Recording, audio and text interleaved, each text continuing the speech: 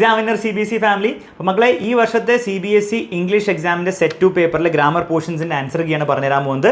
Third ക്വസ്റ്റ്യനിൽ first പാർട്ടിൻ്റെ answer approved എന്നാണ് നിങ്ങൾ എഴുതേണ്ടത്. സെക്കൻഡ് പാർട്ട് മെയ്ക്ക് ആണ്, അവിടുത്തെ എറർ മെയ്ക്സ് ആണ് കറക്റ്റ്. ഇതൊക്കെ നമ്മൾ ഇന്നലത്തെ ക്ലാസ്സിൽ വളരെ സ്പെസിഫിക് ആയിട്ട് സംസാരിച്ച കാര്യങ്ങളാണ്. സബ്ജക്ട് വേർബ് എഗ്രിമെൻറ്റ് പറഞ്ഞപ്പോൾ.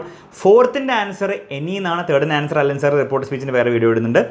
ഫിഫ്ത്തിൻ്റെ ആൻസർ പൊസസ് മാറ്റിയിട്ട് പൊസസസ് എന്നാണ്. ഇറ്റ് പൊസസസ് എന്നാണ് വരിക. അപ്പോൾ ഇത് നമ്മൾ ഇന്നലെ പറഞ്ഞാണ്, പുതിയ കാര്യമൊന്നുമല്ല. സിക്സ്ത്തിലെ ക്വസ്റ്റ്യനിൽ യു ഹാവ് എന്നുള്ള രീതിയിലാണ് വരിക. യു ഹാവ് ആണ് വരിക. ആർ ഹാവിംഗ് ഒന്നും ഇല്ല എന്നുള്ള കാര്യം നമ്മൾ ഇന്നലെ പറഞ്ഞിട്ടുണ്ട്. ആർ ഹാവിംഗ് എന്ന് പറഞ്ഞാൽ ഭക്ഷണം കഴിക്കുന്ന പോലെയാണെന്നുള്ള കാര്യമൊക്കെ എടുത്ത് എക്സാമ്പിൾ വെച്ച് പറഞ്ഞതാണ്. എട്ടാമത്തെ ക്വസ്റ്റ്യൻ എ ആണ് കറക്റ്റ്. ക്യാൻ മാറ്റി വില്ലാക്കണം.